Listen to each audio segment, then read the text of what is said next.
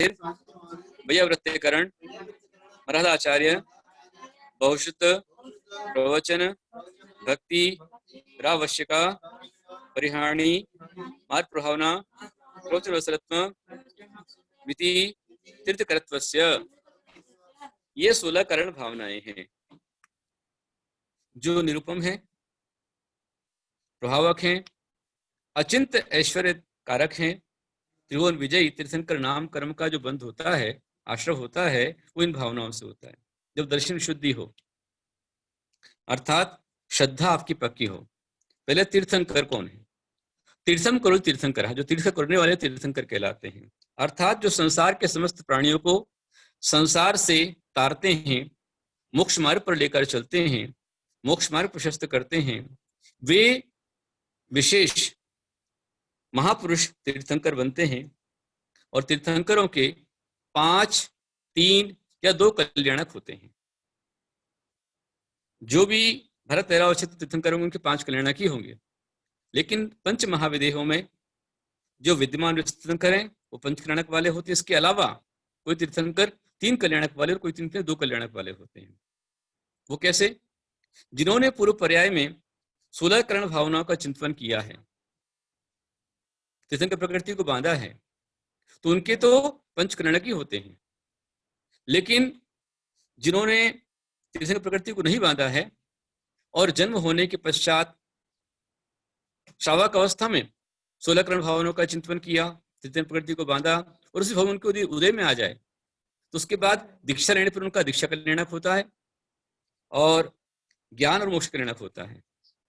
और कोई कोई ऐसे भी होते हैं विदेश क्षेत्र में, मुनि बनने के पश्चात मुनि बनकर के 16 करण भावनाओं का चिंतन करते हैं और तीर्थंकर बनते हैं, तो उनका ज्ञान और मोक्ष कल्याणक 2 होता है। इस तरह से होता है। तीर्थंकर प्रकृति का बंध तीर्थंकर भगवान के पादमूल में, केवल शुद्ध केवली के पादमूल में तो भव्यात्मा जीव करता है। और जो तीर्थंकर बनते हैं वे कौन बनते हैं? जो ये भावना भाते। कौन सी? दर्शन विशुद्धि। दर्शन विशुद्धि रहे, विनय संपन्न हो, शील व्रतों में अनतिचार हो, अविष्ण ज्ञान उपयोग हो, संवेग हो, शक्ति के अनुसार त्याग हो, तप हो, साधु समाधि हो, वैयावृत्ति करने वाले, अरहत भक्ति, आचार्य भक्ति, बहुश्रुत भक्ति, प्रवचन भक्ति और आवश्यक अपरिहार्य मार्ग प्रभावना प्रवचन वात्सल्य, ऐसी भावनाओं का जो चिंतन करते हैं वे ही आगे जाकर के तीर्थंकर बनते हैं। 16 करण भावनाओं का चिंतन करने वाले तीर्थंकर के पादमूल में अंतर भी रहा तो कोई जो तीर्थंकर बनने वाला अगर समझ में तो एक तीर्थंकर प्रकृति अवंत कर सकता है। जय बोलो शांतिनाथ भगवान की जय। आवाज नहीं आ रही आप लोग को?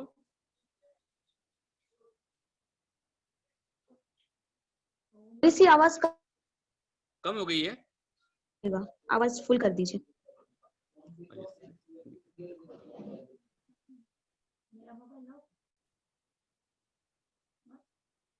कैसे करें इसको? साइड से वॉल्यूम बटन दबाइए गुरुदेव। उनकी खुद की कारण नहीं आ रही है, आपके तो आ रही है। अभी आ रही क्या? दिल महावीर भगवान हाँ, की। आ रही है। अच्छा, नमस्ते गुरुदेव। हाँ, बहुत सारा आशीर्वाद आपको। माता जी ने कहा कि तीर्थंकर बीच में नहीं हो, तो तीर्थंकर प्रकृति के बंध जो कर्म भूमि का मनुष्य है वो उपशम चाहे शोषम की संयुक्त की होने पर केवली या शुद्ध केवली के पादमूल में करता है। मतलब केवली भगवान तो होना जरूरी है या शुद्ध केवली हो, उनके बिना तीर्थंकर प्रकृति का बंध नहीं होगा। शुरुआत वहां पर होगी, वहां प्रारंभ करता है। और ऐसा जीव तीर्थंकर प्रकृति बंद करने के पश्चात यदि तीर्थंकर प्रकृति बांध ली है सम्यक दर्शन के साथ में, तो नियम से स्वर्ग में ही जाएगा। और यदि कदाचित पहले नरक आयु का बंध कर लिया है, बाद में सम्यक दर्शन प्राप्त किया और तीर्थंकर प्रकृति बांधी है, तो ऐसे जीव पहले नरक के नीचे नहीं जाते, पहले नरक तक जाते। जैसे राजा श्रेणिक ने पहले नरक आयु का बंद किया और बंद करने के पश्चात फिर उन्होंने सम्यक दर्शन को प्राप्त किया, 16 करण भावनाओं का चिंतन किया, तो वो नरक में हैं, लेकिन पहले नरक के नीचे नहीं है। पता नहीं कौन से फोन कर रहा है बात, ये बड़ी परेशानी है। बोलिए। बोल महावीर भगवान की जय। आवाज आ रही है आप लोग को? बिल्कुल। जी गुरुदेव आ रही है। नहीं आ रही? आ रही है गुरुदेव। आ रही है, ठीक है। आज नेट कनेक्टिविटी बहुत ज्यादा परेशान कर रही है। आज बहुत ज्यादा नेट स्लो चल रहा है और मुझे आज बाहर आके बैठना पड़ रहा है। हाल में तो नेट चल ही नहीं रहा है, बहुत परेशानी आ रही है। तो देखेंगे कब तक हो जाए, कुछ ठीक हो जाए। तीर्थंकर प्रकृति बंद जो होता है वो कर्म भूमि का जीव ही करता है, मनुष्य ही करता है। तिर्यंच नहीं कर सकता, देव नहीं कर सकता और नारकी भी नहीं कर सकता, मनुष्य ही करेगा। और बंद होने के पश्चात यदि पहले सम्यक दर्शन प्राप्त कर लिया है, बाद में प्रकृतिवादी है, तो नरक में नियम से नहीं जाएगा। और यदि पहले नरक आयु का बंद किया है, बाद में सम्यक दर्शन हुआ है, तीर्थन प्रकृति का बंद किया है, तो ऐसी स्थिति में नरक जाना हो सकता है, लेकिन वह भी पहले नरक से नीचे नहीं जाएगा। ये व्यवस्था होती है। और वो तीर्थंकर प्रकृति का बंद जब भी होता है, वो केवली शुद्ध केवली के पादमूल में होता है। वो केवली भगवान कब रहते हैं? तो वो हमारे भरत ऐरावत में चौथे काल में ही होंगे। पंचम काल में कभी केवली शुद्ध केवली नहीं होते। समझ में आ रही बात? पंच महाविदेय जो होते हैं, उन वेदे क्षेत्रों में वहां पर कभी पंचम काल आता ही नहीं है।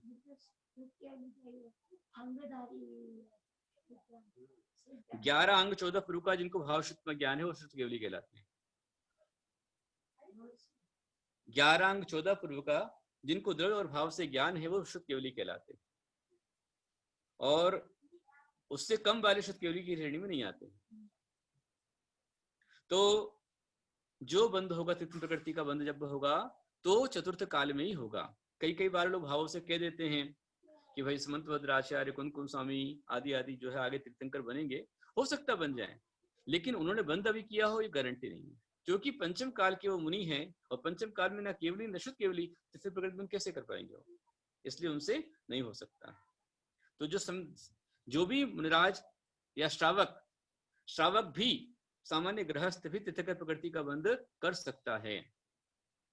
जरूरी नहीं कि मुनिराज ही करें। श्रेणी जो थे श्रावक थे, उन्होंने श्रावक अवस्था में तीर्थंकर प्रकृति का बंद किया है, और वे 16 करण भावनाओं का चिंतन उन्होंने किया। अनीश भाई, तुम्हारे लिए बहुत सारा आशीर्वाद। भरतपुर से अनीश भैया आए। पंच महाव्रत का जब प्रसंग आएगा ना अभी आगे, तब बताएंगे आपको, है ना। अभी आगे 9वां अध्याय आएगा, उसमें पंच महाव्रत का विषय आएगा पूरा, तो आपको बता देंगे। जो समदर्शी श्रावक है वो 16 करण भावनाओं का चिंतन करता है। दर्शन विशुद्धि अर्थात जैन धर्म पर अगाढ़ श्रद्धा, कहीं किसी प्रकार कोई शंका नहीं, 8 दोष नहीं, 8 मद नहीं, 6 अनायतन नहीं, 3 मूर्ता नहीं, 25 दोष रहित उनका समदर्शन होता है। और सम्यक दृष्टि वो जो होते हैं उनमें कोई प्रकार का भय नहीं होता है। यही लोग भय क्या करें, बोल रहे हैं आवाज बहुत कम आ रही है।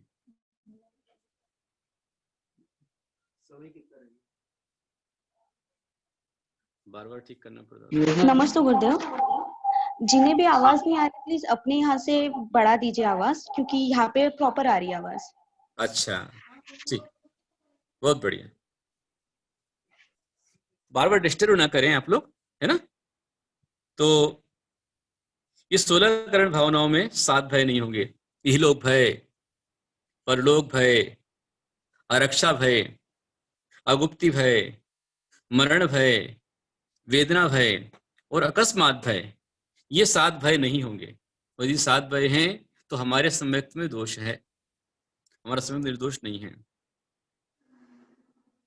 उनमें 8 अंग होते हैं, वो मैं पहले बतला चुका हूं ये सब, कि वह जिन मत में पूर्णतः निशंक होते हैं, कोई शंका नहीं, भक्ति करते हैं पर कोई कांक्षा नहीं होती, आकांक्षा नहीं होती है, निष्काम, कभी धर्मात्मा से ग्लानि नहीं करते हैं, कभी अंधविश्वास नहीं करते हैं, धर्मात्माओं की साधारण केवली रहे तो साधारण केवली भगवान के पादमूल में रह करके तीर्थंकर प्रकृति का बंध हो सकता है, और साधारण केवली भगवान हो तब भी तीर्थंकर भगवान हो सकते, कोई दोष उसमें नहीं है। अमूढ़ दृष्टि, निशंकित, निकांक्षित, निर्विचिकित्सा, अमूढ़ दृष्टि, उपगुहन, स्त्रीकरण, बाल स्वास्थ्य प्रभावना, ये 8 अंग उनमें होते हैं। 8 प्रकार के मद नहीं होते हैं। 6 प्रकार का अनायतन सेवन कभी नहीं करते हैं। सच्चे देव को मानते हैं, सच्चे गुरु को मानते हैं, सच्चे शास्त्र को मानते हैं, और जो उनको मानने वाले हैं उनको भी मानते हैं। ऐसे 6 अनायतन का सेवन करते हैं, ये दर्शन विशुद्धि है। विनय संपन्नता, कभी भी स्वप्न में भूल के भी जाने अनजाने प्रत्यक्ष परोक्ष में देव शास्त्र गुरु का किसी प्रकार से भी अविनय कदापि नहीं करेंगे, विनय ही करेंगे, महाविनयवान होते हैं, ये विनय संपन्नता है। और अपने शील और व्रतों में अतिचार नहीं लगाते हैं, ऐसी भावना करते हैं। निरंतर ज्ञानोपयोग में लगे रहते हैं, पढ़ना पढ़ाना, अभिष्ट ज्ञानोपयोग, अभिष्ट मतलब निरंतर ज्ञानोपयोग में लगे रहते हैं। और चल रहा है माता जी, ठीक है, अभी अच्छा आ रहा है। संवेग भावना उनकी अच्छी होती है, वैराग्य भावना उनकी होती है, साधु समाधि उनकी अच्छी होती है, साधु समाधि भावना रखते हैं, जब भी समाधि होती है वो कराने को तत्पर रहते हैं, स्वयं समाधिवान रहते हैं, ऐसी भावना उनकी रहती है। और खूब साधु को वृत्ति करते हैं, नियम से अरहत भक्ति करते हैं। जैसे कल से अपना विधान शुरू होगा तो ये अरहत भक्ति है, और इसमें आपकी आवश्यक अपरिहाणी भी है, 6 आवश्यक का पालन इसके माध्यम से करेंगे। इसलिए अरहत भक्ति, आप जितनी भक्ति करेंगे, एकमात्र समन्वय आचार्य ने जो दर्शन शुद्धि पाई, यदि आचार्य भगवान कहते हैं कि 16 करण भावनाओं में से एक दर्शन शुद्धि भी यदि आपके पास में आ गई तो अपने आप 16 भावनाएं पूरी हो जाती है। अर्थात वीतराग जिनके प्रति आपकी अटूट श्रद्धा, अटूट भक्ति, ऐसी भक्ति जैसे कुमकुम स्वामी ने की, समन्वय आचार्य ने की, इतनी भक्ति के साथ में उन्होंने कहा, विश्वास के साथ में कहा कि हे राजा, मुझे बाध्य मत कर, मैं तेरे विग्रह को नमस्कार करूंगा तो तेरा विग्रह मेरे नमस्कार को झेल नहीं पाएगा, फट जाएगा। और राजा ने कहा जो हो सो हो।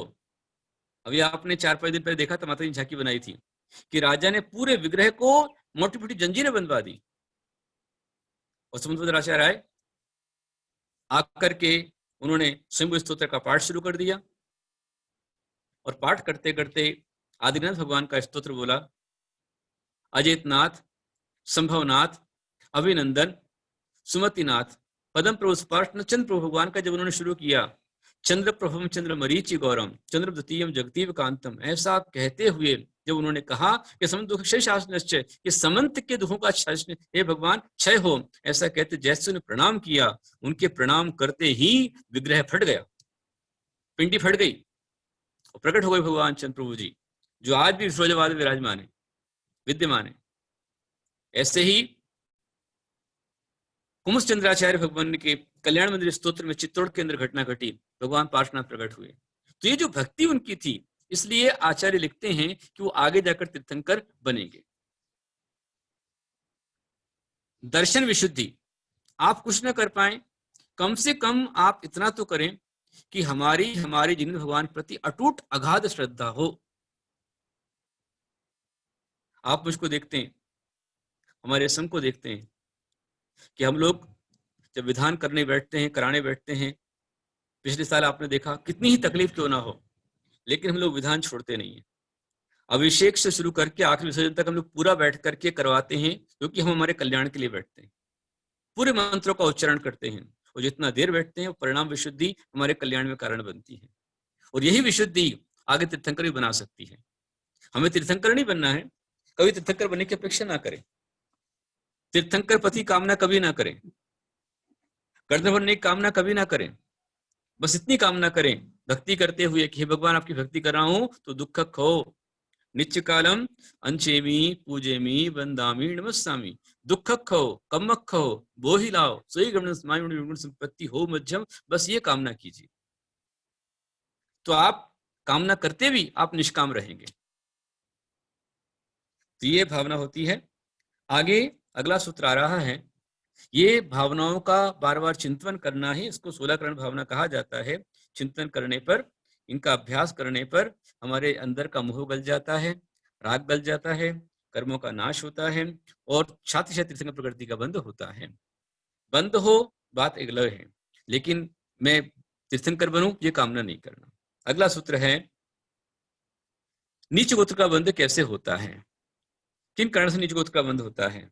सूत्र नंबर है 25, परात्म निंदा प्रशंसे तदसत गुणोच्छादनोद्भावने च नीचे गोत्रस्य। परात्म निंदा प्रशंसे सदसत गुणोच्छादनोद्भावने च नीचे गोत्रस्य। कैसे नीचे गोत्र का बंध होता है। परात्म निंदा प्रशंसे, क्रम से लगाओ, पर निंदा आत्म प्रशंसा, दूसरा वो तो ऐसा है ये तो वैसा है, दूसरों की निंदा करने वाला नीच गोत्र का बंध करता है। दूसरों की बुराई करने वाला, चाहे पीछे बुराई करे चाहे सामने बुराई करे, मुंह पर बोले चाहे पीठ पीछे बोले, जो बुराई करता है वो नीच गोत्र का बंध करता है। और हमेशा जो अपना ही अपना बखान करता है, मैं ऐसा मैं वैसा, आत्म प्रशंसा करने वाला भी नीच गोत्र का बंध करता है। और दूसरों के अच्छे गुणों को ढांकने वाला और अपने नहीं है तो भी अपने गुणों का बखान करने वाला, दूसरों के सद्गुणों को ढांक देना और अपने दुर्गुणों को ढांक लेना, दूसरे के दुर्गुणों को भारना और अपने में नहीं उसको बखताना। जो इस तरह से करता, हम तो ऐसे थे, हम तो वैसे थे, हमने तो ये किया, जो कहता है चाहे वो कोई भी हो, उसको नीचे गोत्र का बंध होता है। समझ में आया? मतलब पर निंदा, दूसरों की निंदा करने से, हमारे आचार्य कहते हैं पक्षी नाम काक चांडाल, पक्षियों में चांडाल कौवा होता है।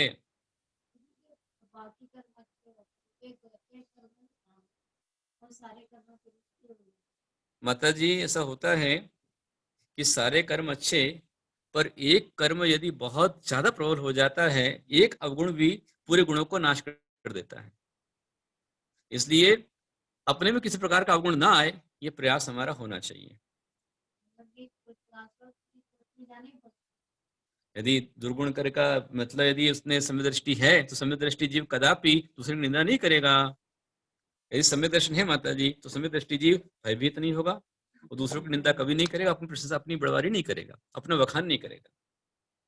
मैं ऐसा वैसा एक सामान्य प्रसंग से बताने एक अलग चीज है, लेकिन हमेशा मैं ही, आई एम समथिंग, एकम द्वितीयो नास्ति न भूतो न भविष्यति, जैसा मैं हूं मेरे समान न संसार में आज तक कोई हुआ है न होगा, इस तरह का सोचने वाला व्यक्ति नीच गोत्र का बंध करता है। हमारे चारित्र चक्रवर्ती श्याम सागर जी गुरुदेव महान आचार्य थे, वे छोटे बच्चों से भी आप करके बात करते थे, उनका भी सम्मान करते थे, और वो कहते थे कि 3 कम 9 कोटि मुनियों में सबसे आखिरी मेरा भी नंबर लग जाए तो मेरा कल्याण हो जाए। ये भावना उनकी थी। 3 कम 9 कोटि मुनियों में आखिरी नंबर भी लग जाए तो मेरा कल्याण हो जाए, ये भावना उनकी थी। तो हम लोग कहाँ हैं? जिनने कई हजार उपवास कर डाले, भेद विज्ञान की पराकाष्ठा को जो प्राप्त थे, परम वीतरागी थे, अनेक उपसर्ग सहन किए, उनके आगे हम लोग उनके रज के बराबर भी नहीं है। यदि वो साधना में सुमेरु हैं तो हम लोग उनके आगे बिंदु भी नहीं है। ये हमें जानना और मानना चाहिए। कभी भी। हाँ, फिर अपन कहाँ उपवास कर ले रहे? देखिए सुचेता जी, आपने बहुत अच्छा प्रश्न किया है, अच्छी भावना रखी है। देखिए, अच्छी बातों के लिए प्रेरणा देने में कोई बुराई नहीं है। यदि हम अपने झूठे बखान करते हैं, हम तो ऐसा करते वैसा करते थे, बच्चों के सामने बोलते हैं और झूठ है, तो वो आपको नीचे गोत्र का बंद कराएगा। परंतु आप यदि बतला रहे हैं कि भाई हम जो थे बचपन में बहुत मंदिर जाते थे, भगवान की पूजन करते थे, मम्मी हमारे खाना नहीं देती थी, इस प्रकार का अच्छी बात आप उनको सिखला रहे हैं, अच्छी प्रेरणा यदि आप दे रहे हैं उसके अंदर में, तो उसमें कोई दोष नहीं है, कोई पाप आपको नहीं लगेगा। और यदि जो नहीं है उससे ज्यादा हम बताना चाह रहे हैं, हमारे पिताजी के पास सिंगल स्टोरी थी और हम बता रहे कि हमारे पास तो बहुत बड़ी हवेली थी, हमारे पापा गांव के सरपंच थे, ऐसा उल्टा सीधा ज्यादा बखान करना तो उसमें नीचे गोत्र का बंद होगा। जो है वो बताए, कोई बात नहीं, अच्छी बातें बताने में कोई बुराई नहीं, प्रेरणा देने में कोई बुराई नहीं है। जैसे कई बार बच्चे हमारे पास में आते हैं, बैठते हैं, हम बोलते हैं हम देखो उस गांव में थे, वहां के बच्चे इतने अच्छे थे, बहुत अच्छा अभिषेक करते थे, तो बनाया उनको, उसको देखकर बच्चों की भावना बनती है। अभी प्रैक्टिकल में आप देखो, और जो सच है वही बताता हूं मैं। जैसे अभी शैला जी लोहाड़िया की दोनों बेटियां पोतियां हैं, अशोक लोहाड़ी जी की दोनों पोतियां हैं, वो कितने अच्छे सुंदर चित्र बनाती हैं, मंडल बनाती, भक्तांबर का रचना उन्होंने लिखी, सरस्वती स्तोत्र को लिखा और उन्होंने याद किया पाठ को। तो ऐसी प्रेरणा दूसरों को देने में कोई बुराई नहीं है। हम भी ऐसा करते थे, हम बचपन में अपनी माँ की कोई बात टालते नहीं थे, हम मंदिर जाते थे, ऐसा बताने में कोई बुराई नहीं है, लेकिन सत्य होना चाहिए, यथार्थ होना चाहिए, तो कोई बुराई नहीं है। कुल मिलाकर के आ रहे हैं यहाँ पर निंदा, दूसरों की टीका टिप्पणी आलोचना कर निंदा करे और आत्म प्रशंसा अपनी प्रशंसा करने में लगा रहे, हमेशा अपना बोलता रहे, दूसरों के सद्गुणों को छिपा देवे और अपने दुर्गुणों को छिपा लेवे, दूसरों के दुर्गुणों को उभारता फिरे और अपने जो नहीं है ऐसे सद्गुणों का बखान करता रहे, उससे नीच गोत्र का बंध होता है। कुल मिलाकर ये कहने का तात्पर्य है, सच्चे या झूठे दोषों को प्रकट करना यह निंदा कहलाता है। गुण हो चाहे नहीं हो, अवगुण हो चाहे नहीं हो, और अपने आप को बखान करते रहना, अपना बखान करना, इससे नीच गोत्र का बंध होता है। और दूसरों की आलोचना टीका टिप्पणी करने से नीच गोत्र का बंध होता है। इसलिए तो अपन पढ़ रहे थे अभी कि गुण ग्रहण का भाव रहे दृष्टि न दोषों पर जावे। हम लोग रोज पढ़ते हैं दोषवादे च मौनम, दूसरों के दोष बताने के लिए आप मौन हो जाइए।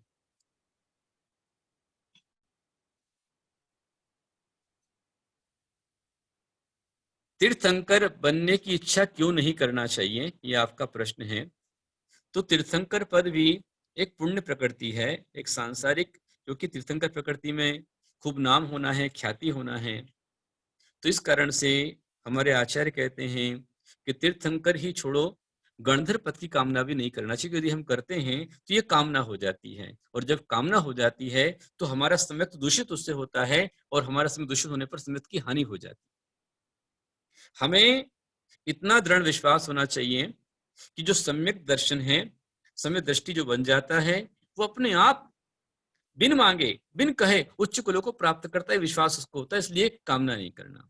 यदि हम कामना करते हैं तो हमारा जो सम्यक दर्शन का दूसरा निकांक्षित अंग है कि कामना मत करो, वो अंग हमारा दूषित हो जाता है, इसलिए कामना नहीं करना चाहिए। अपन रोज आलोचना पाठ के अंदर पढ़ते हैं, उसमें आता है इंद्रादिक पद नहीं चाहूं, विषयन में नाही लुभाऊं, रागादिक दोष हरिजे, परमात्म निज पद दीजे। ये कामना होती है। जो अपन पढ़ते हैं नित्य कालम अंचेमी पूजेमी वंदामी नमस्तामी, दुख खो कम्मक खो वो ही लाओ, स्वयं गण स्माहि मनो जुणगुण संपत्ति हो मध्यम। ये हमारी कामना होनी चाहिए कि मेरे दुखों का क्षय हो, मेरे कर्मों का क्षय हो, वो ही लाओ मुझे बोधि का लाभ हो, सुगई गमन मेरा सुगति गमन हो, समाधि मरण मेरा समाधि मरण हो, और जिनगुण संपत्ति भगवान आपकी जो जिनगुण संपदा मुझे प्राप्त हो जाए। तीर्थंकर पद नहीं, आपकी जो जिनगुण संपदा है, आपका जो अरहंत पद है, वो पद मुझको मिल जाए। हालांकि कोई किसी के पद ले नहीं सकता, उनका पद उनके पास रहेगा, लेकिन उनके संबंध में भी अरहंत बन जाऊं, ये कामना होनी चाहिए। अरहंत बनने की कामना कीजिए, सिद्ध बनने की कामना कीजिए, साधु बनने की कामना कीजिए।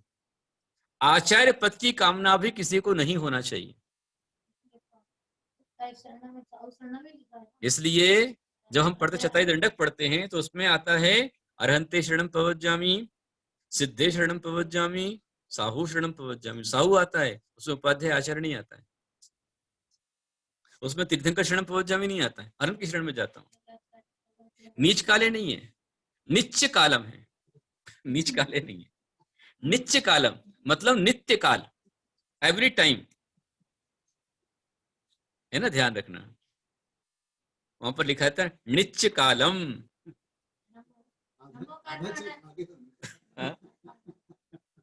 नीच काले नहीं है ना। अच्छा प्रश्न किया आपने, समझ लेना चाहिए। नित्य काल मतलब एवरी टाइम, हमेशा।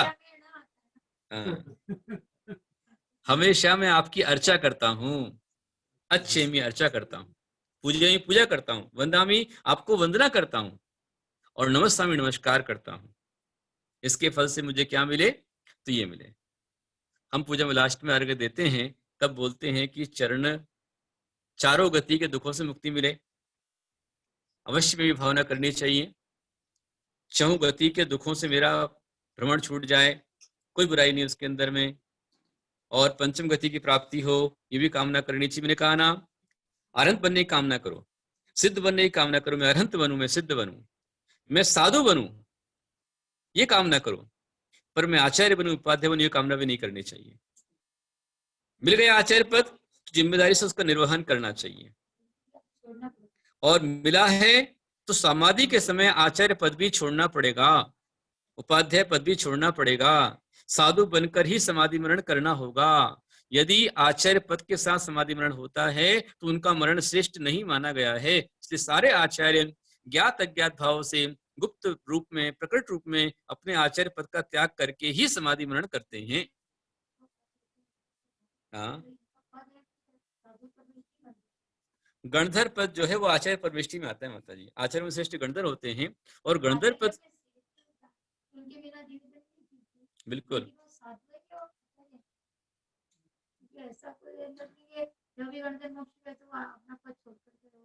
नहीं, वो तो ऑटोमेटिक हो जाता है माता जी।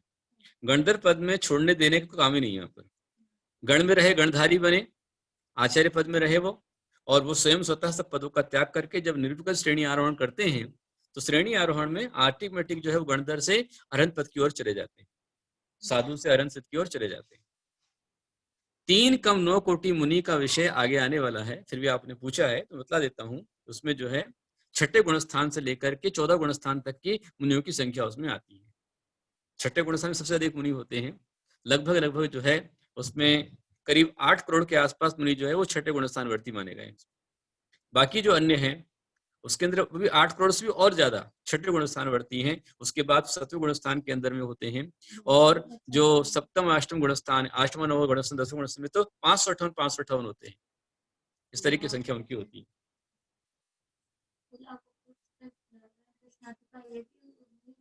हाँ बिल्कुल बिल्कुल है। तो इस तरह से हमने क्या समझा कि यदि हमें प्रशंसा करनी है तो दूसरों के सद्गुणों की प्रशंसा करो, थोड़ा भी है वो ज्यादा बताओ, दूसरे गुणों के लिए कोई बुराई नहीं है, और अपने अंदर है तो उसको कहने की आवश्यकता नहीं है। बड़े बड़ाई ना करे, बड़े ना बोले बोल, रही मन हीरा कब कहे लाख हमारा मोल। हीरा कभी नहीं बोलता कि मेरा मोल क्या है। इसलिए हम हमारे गुरुओं की दीक्षा जन्म जयंती मनाते हैं, और जब मनाते हैं तो आपने देखा होगा कि जो गुरु आचार्य हैं, वो जो वैरागी हैं, वो नीचे निगाह करके बैठ जाते हैं। बैठते जरूर हैं, लेकिन किसी प्रकार का उसमें उनका विशेष भाव नहीं रहता है।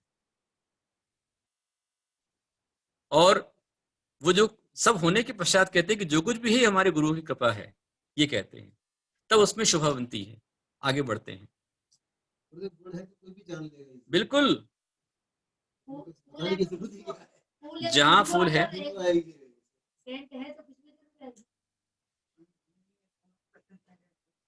कुंजल जिनेश कुमार दोषी ने पूछा है, अरहंत भगवान तीर्थंकर नहीं कहलाते? नहीं, तीर्थंकर की संख्या सीमित होती है, बहुत कम तीर्थंकर होते हैं और अरिहंत अनेक होते हैं। तीर्थंकर अरिहंत में अंतर है। जिनके 5 कल्याणक हुए हैं वो तीर्थंकर हैं, ये 5 3 या 2 है तीर्थंकर हैं।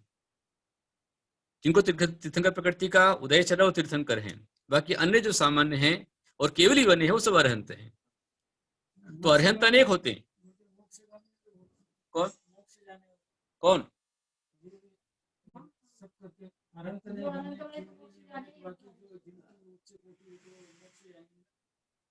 अरहंत बने बिना, सिद्ध बने बिना कोई मोक्ष कैसे जाएगा?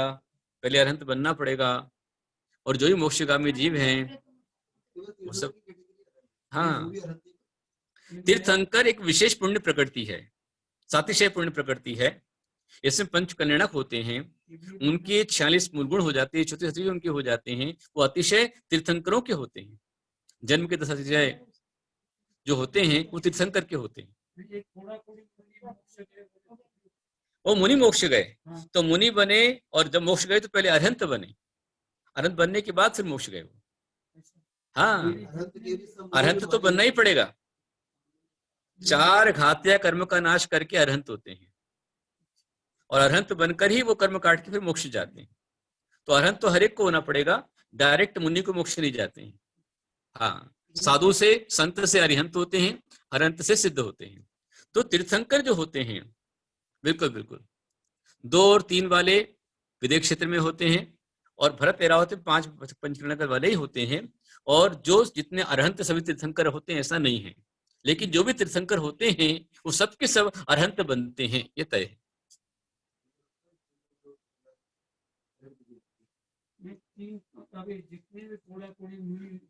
थोड़ा समय आज ज्यादा हो गया है, 5 के ऊपर होने आ गया है, इसलिए हम लोग आज ही विराम देंगे। कल अपन फिर बैठेंगे। कल ध्यान रखें आप कि सवेरे 7 से 10 में, सवेरे 7 से लेकर 10 में चलेगी, चले कोई दिक्कत नहीं है।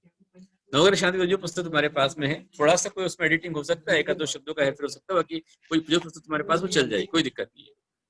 पीडीएफ फाइल भेजी हुई है आपको, आप उससे भी कर सकते हैं और पुस्तक आपके पास में सभी के पास में है प्राय करके, क्योंकि 2005 से लगातार ये विधान में करवा रहा हूँ आपके यहाँ पर, तो आप लगातार करते आ रहे हैं, चल रहा है, तो इस पे आप चलते रहें।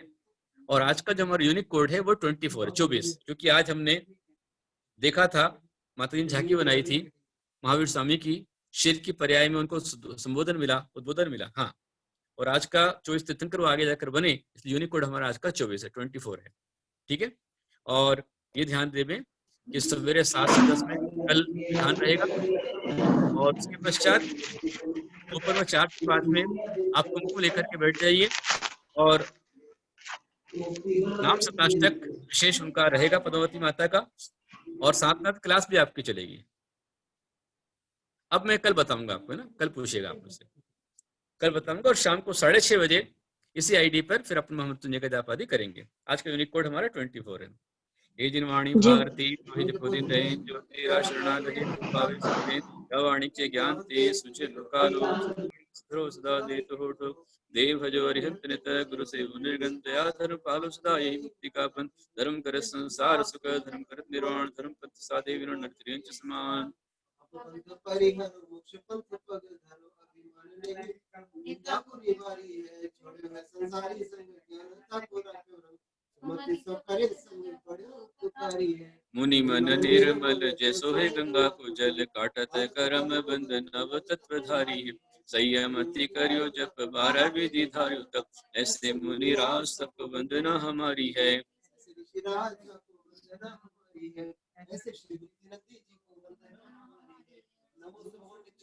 अंचेमी भुजेमी बंदामी नमस्तामी दुक्को कमुको विलो श्री गणन स्मरण संपत्ति होत मुच्छम। सभी साधु संतों को नमस्ते, काय सर कीजिए।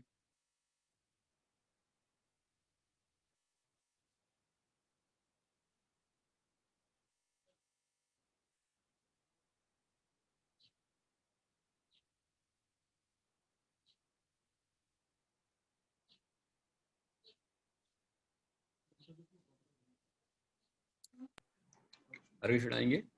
नीरगंध वस्त्र आदि अर्घ भाव से लिया, आपका विधान मात भक्ति भाव से किया। दिव्य देश नाम महान है जिदेश आपकी, माते अर्चना हरे प्रवंचना विभाव की, माते अर्चना हरे प्रवंचना विभाव की।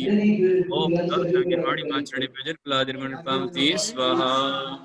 आचार्य कुंद सिंधु वात्सल्य दिवाकर, आचार्य कनक नंदी सद्ज्ञान दिवाकर, जिन धर्म का डंका बजाना जिनका है धर्म, भक्ति से भक्त बोल वंदे कुंत सागरम। जय जय जय गुरुदेव की जय हो, जय गुरुदेव की।